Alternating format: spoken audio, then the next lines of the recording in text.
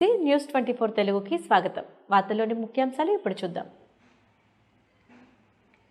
Rajahmundry city YSR Congress party కార్యాలయంలో Rajahmundry city అధ్యక్షులు అడప శ్రీహరి ఆధ్వర్యంలో రాజమండ్రి సిటీ ఎమ్మెల్యే అభ్యర్థి ప్రస్తుత MP Margani Bharat Ram, Rajahmundry city coordinator doctor Guduri Srinivas ముఖ్య అతిథిగా పాత్రికేయుల సమావేశం ఏర్పాటు చేశారు.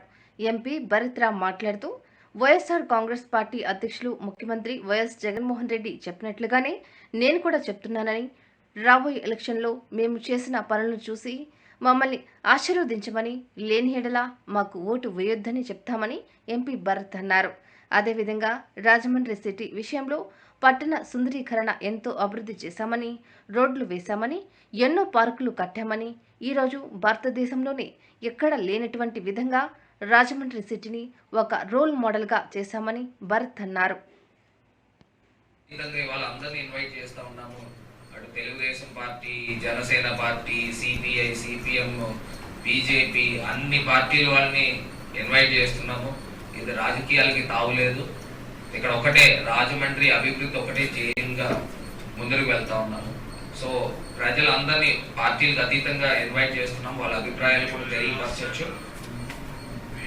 ఇది కాకుండా ప్రధానమైనది ఇంకొక రాజమండ్రి ప్రజలకి గతంలో నేను అనౌన్స్ చేశాను, అది ఇప్పుడు కార్యరూపం దాల్చిన ఉంది. Software technology park of India.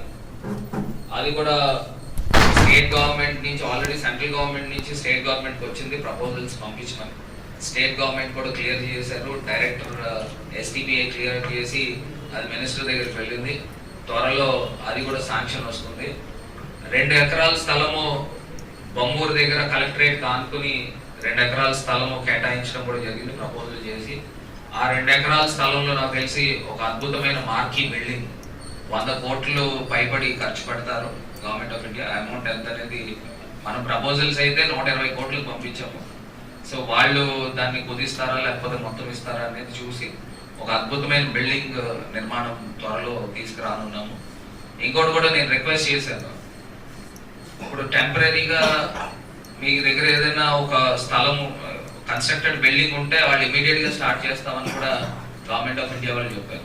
So నేను ఆర్ట్స్ కాలేజ్లో అక్కడ ఖాళీ స్థలము దాని బ్యాక్ సైడ్ ఎన్సీసీ బ్లాక్ ఉంది, ఈ స్ట్రీట్ వెనకాల కనుకుంటుంది. ఆ ఎన్సీసీ బ్లాక్ కూడా ఇన్స్పెక్ట్ చేస్తాము. ఒకవేళ అది ఏమన్నా సరిపోతే ప్రస్తుతానికి టెంపరీగా ఆ బిల్డింగ్ కన్స్ట్రక్ట్ అయ్యేదాకా ఎస్టీపీఐ అక్కడ తీసుకురావచ్చు, సాఫ్ట్వేర్ పార్క్. సో ఇవన్నీ కూడా ఎందుకు నేను చెప్తున్నానంటే, మన ప్రదేశంలో సాఫ్ట్వేర్ ఎంప్లాయీస్ ఎంతో మంది ఉన్నారు. వీళ్ళంతా కూడా బెంగళూరు, హైదరాబాద్కి తరలి వెళ్ళి అక్కడ ఉండాల్సిన పరిస్థితులు. ఖచ్చితంగా రాజమండ్రి, విజయవాడ, విశాఖపట్నం, తిరుపతి, కర్నూలు ఇలాంటి